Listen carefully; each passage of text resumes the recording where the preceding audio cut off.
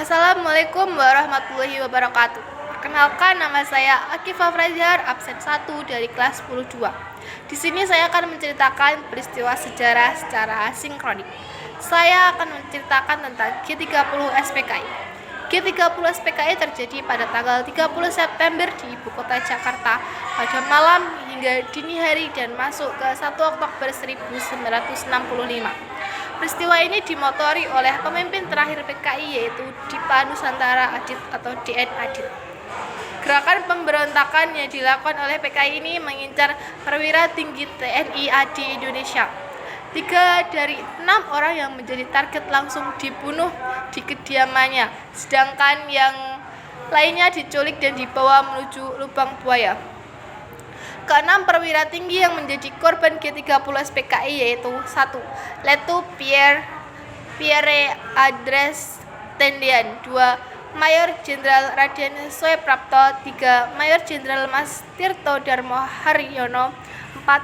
Mayor Jenderal Siswondo Parman, 5.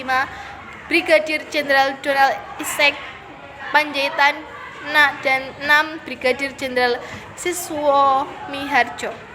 Latar belakang G30 SPKI yaitu oleh dominasi ideologi nasionalisme, agama, dan komunis atau Nasakom yang berlangsung sejak era demokrasi terpimpin diterapkan yaitu tahun 1959 hingga 1965 di bawah kekuasaan Presiden Soeharto. Selain itu, desas-desus kesehatan Presiden Soekarno juga menjadi latar belakang pemberontakan G30 SPKI. Kronologi G30 SPKI. Tindakan dan penyebarluasan ideologi komunis yang dilakukan oleh PKI menimbulkan kecurigaan dari kelompok anti-komunis. Hal tersebut juga mempertinggi persaingan antara elit politik nasional. Di tengah kecurigaan tersebut, Komandan Batalion 1 Kawal Resimen Cakrabirawa Letnan Kolonel Untung yang merupakan pasukan khusus pengawal Presiden, memimpin sekelompok pasukan dalam melakukan aksi bersenjata di Jakarta. Pasukan tersebut bergerak meninggalkan daerah Lubang Buaya pada tengah malam. Pergantian Kamis 30 September 1965 menuju Jumat 1 Oktober 1965.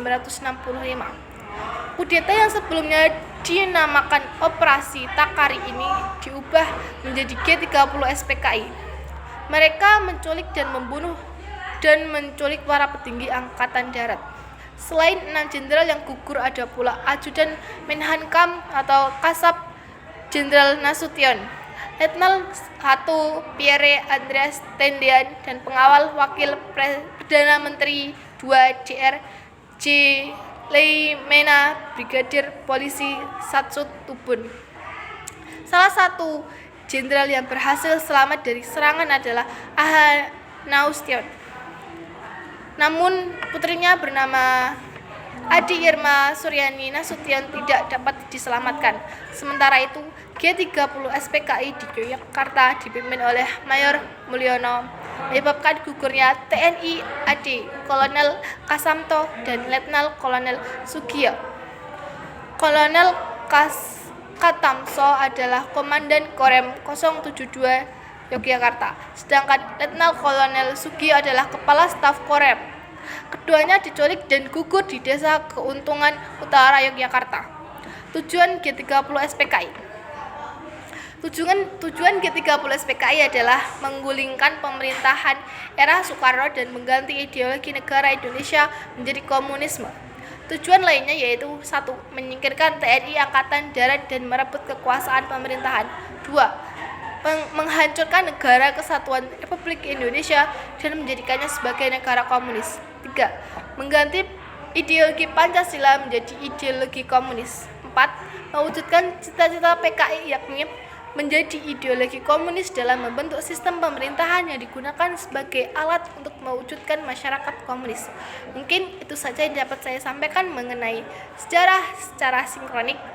Bila ada kata mohon maaf, terima kasih. Wassalamualaikum warahmatullahi wabarakatuh.